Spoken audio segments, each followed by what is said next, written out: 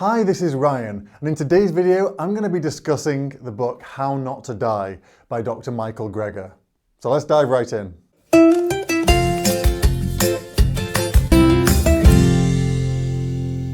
Welcome back to the channel. I'm Dr. Ryan Williams, your host and the founder of Growing Pure, where I help you make vegan cooking and health fast, simple, and mind-blowingly tasty. Today, I'm going to review and summarize this book for you, How Not to Die by Dr. Michael Greger.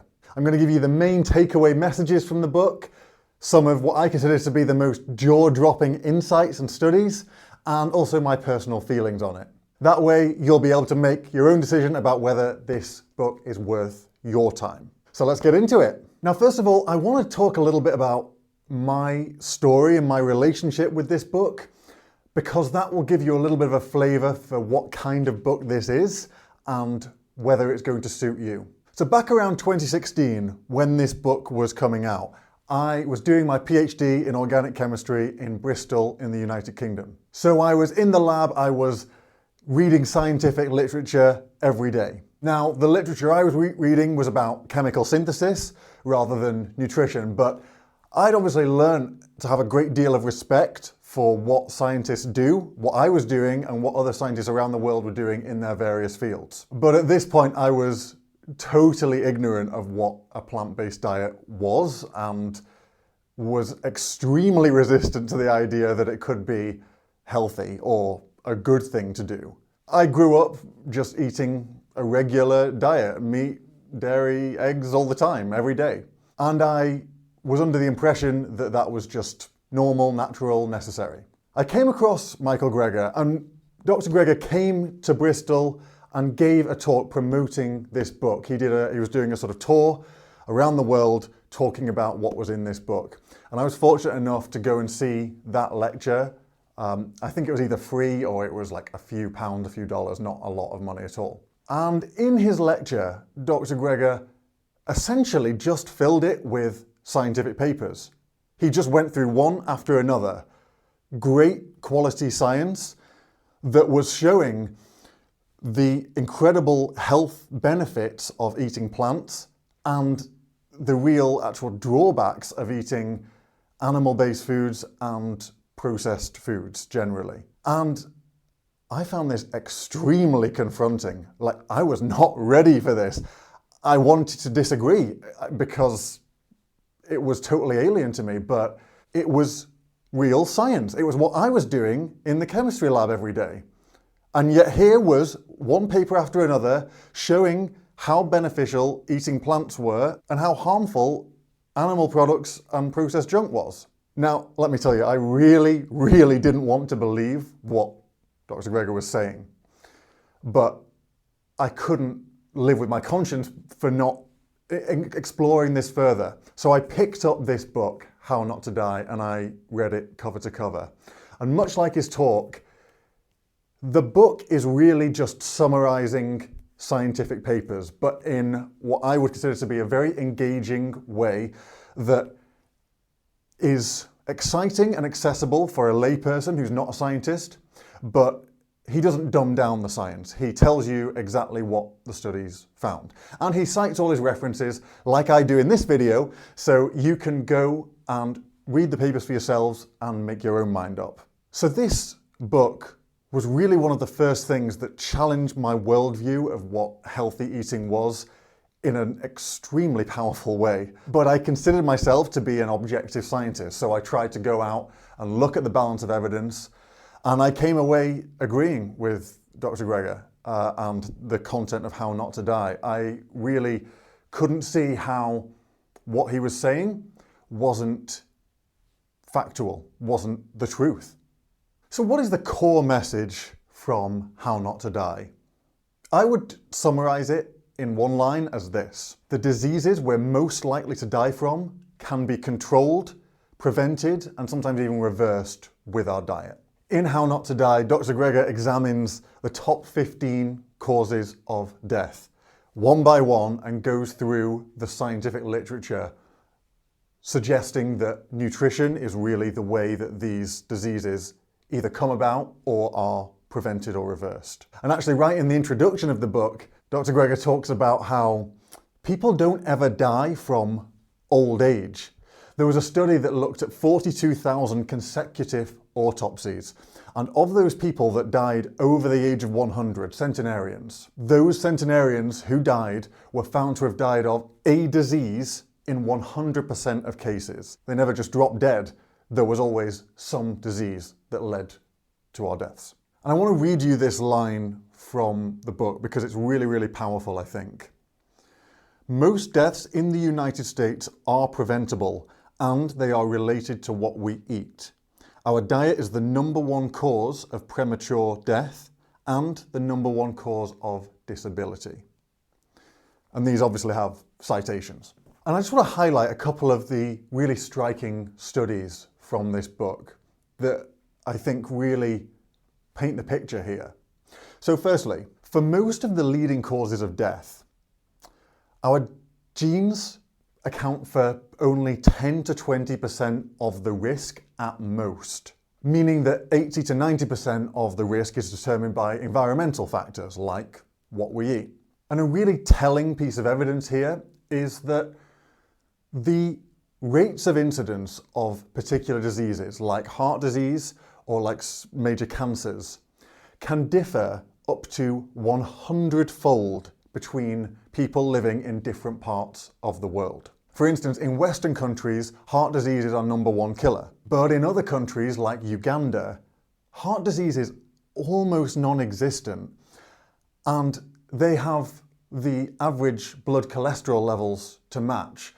We're looking at levels of about 145 milligrams per deciliter. So you might ask, well, what were they eating? How can they be so much lower than the average person from America or the UK? Well, they're eating a whole food plant-based diet, lots of starchy vegetables, and they're getting pretty much all their protein from plants. Now, one really striking thing is that when people move from one location in the world to another, their incidence of disease, their disease rate, almost always moves to match the new place that they're living. Their genes haven't changed, but their environment has. And their food is often at the center of that.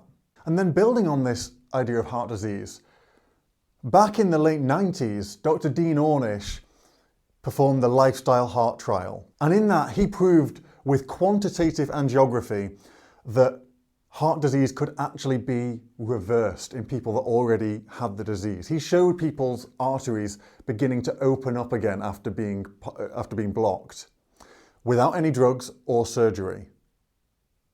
That's astonishing. And you might say, well, that's probably a fluke. Well, Caldwell Esselstyn went on and showed the same thing. When he put people on a strict plant-based diet, he could show their arteries opening up again after being previously blocked. I mean, given that heart disease is what you and I are most likely to die from statistically, this is pretty groundbreaking news. Another really insightful study that is discussed in How Not to Die is, again, Dr. Dean Ornish, after working on heart disease, went on to look at cancer, in this case, prostate cancer. So let me tell you about this study.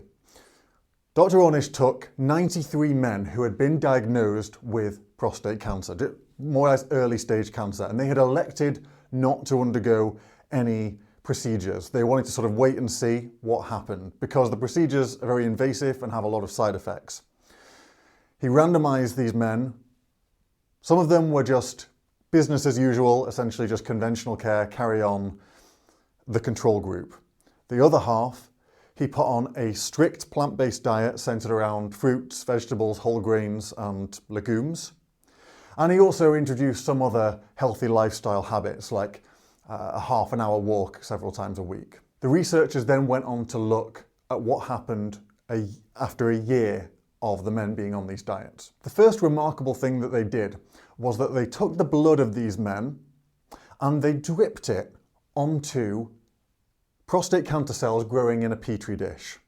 So this was a lab experiment. They wanted to see how effective the blood of these men was at halting the growth of cancer cells in a lab setting. The men eating the standard diet, well, their blood was effective in stopping growth of cancer cells. It reduced the growth rate by about 9%, which isn't too bad. But the blood of the men on the plant-based diet was remarkable. It halted the growth rate of cancer cells by 70%. That's nearly 8 times more than the men in the control group. I think it's worth asking the question at this point, what kind of blood do you want circulating through your veins every moment of every day? But the study didn't stop there, because that's a great result in a petri dish, but the real question is, does this apply to real life? Does it apply to real people with real cancer? So the researchers measured the PSA levels, this is prostate-specific antigen levels, in the blood of these men. And PSA is sort of a marker that you can use to estimate the aggressiveness of the cancer. The higher the number is, the more aggressive the cancer is. So after 1 year of being in this trial and eating this diet, the men eating the standard American diet, their PSA levels had actually gone up by 6%, which kind of makes sense because cancer does tend to grow. But in the plant-based men, their PSA levels actually came down by 4%, suggesting a shrinkage of the tumour. This is staggering. Results like this show that we actually have the potential to reverse cancer without using radiation, chemotherapy, or surgery. Now, that's not to say that we shouldn't use those things. We definitely should. But certainly, we should be using diet as part of our toolbox in treating these awful diseases. And this is talking about reversing cancer once people have already got it, to say nothing of the power of eating plant-based to prevent you getting cancer in the first place, which is obviously preferable to having to reverse it. And it's worth pointing out that studies similar to this were carried out with women and breast cancer, and similar findings were uncovered. So these are just some of the remarkable studies recounted in How Not to Die, but I think the take-home message is this: whole plant foods give life, and animal-based and processed foods tend to take it away. In fact, Dr. Greger quite elegantly summarizes this in this particular line from the book. He says, "In general, the dividing line between health-promoting and disease-promoting foods may be less plant foods versus animal foods and more whole plant foods versus pretty much everything else." So that is the first half of this book, really getting into the science, showing the effects of diet on our leading killers. The second half is more of a practical manual, which is great because we get into, well, how do we apply this information in our busy day-to-day lives? So Dr. Greger summarizes this mountain of scientific evidence into a daily dozen. These are 12 foods, or in some cases activities, that we should be taking to add the most years to our life and the most life to our years, giving ourselves the best chances of healthy living. So let me just tell you about a couple of the recommendations in the Daily Dozen. One of them is to eat more berries. These can be fresh or frozen berries, around about 60 grams, or 40 grams of dried berries every day, ideally. So berries are particularly high in antioxidants. These are naturally occurring chemical compounds that can help prevent oxidative stress from happening in our bodies. They can help prevent that free radical damage that can be really debilitating at a cellular level in our bodies. And one of the really nice things about antioxidants and detecting them in food is that you don't need a lab to find them very often.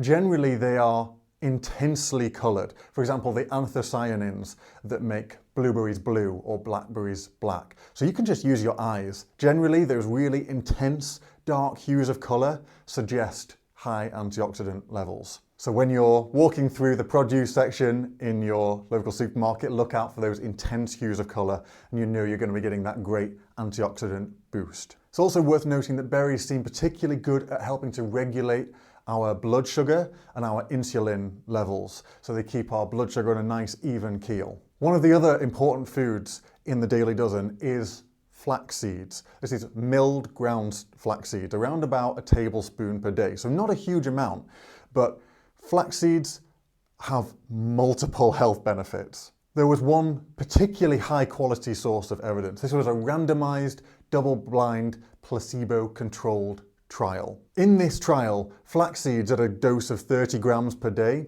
were found to lower blood pressure more effectively than leading blood pressure lowering drugs. And the lignans in flaxseed, this is a particular compound, have been shown to have quite potent anti-cancer properties when it comes to prostate and breast cancer. And they can also help control our cholesterol, our triglyceride levels, and also blood sugar, amongst other beneficial health effects. And a third thing suggested in the Daily Dozen is not actually a food, but exercise. Dr. Greger recommends ideally sort of 90 minutes per day of moderate intensity exercise like brisk walking, or around about 40 minutes of more vigorous exercise like running. And exercise is really critical. It can help to ward off mild cognitive decline. Exercise can boost our immune system. It can help to treat high blood pressure, and it can help improve our mood and our quality of sleep. So I find that the Daily Dozen is a great rough guide to meal planning and a really useful handbook for applying this nutrition information in your real life. So to conclude, I believe this book is a real game changer. I would highly, highly recommend it. The whole book consists of rigorous science but presented in an engaging, entertaining way.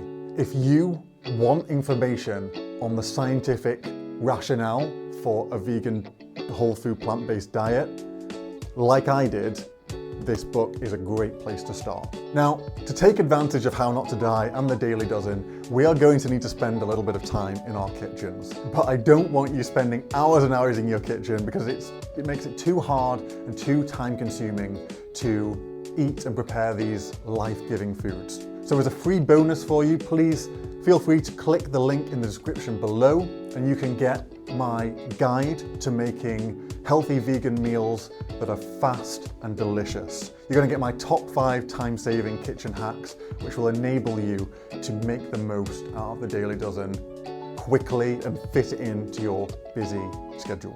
I want to thank you so much for watching, and I will see you in the next video.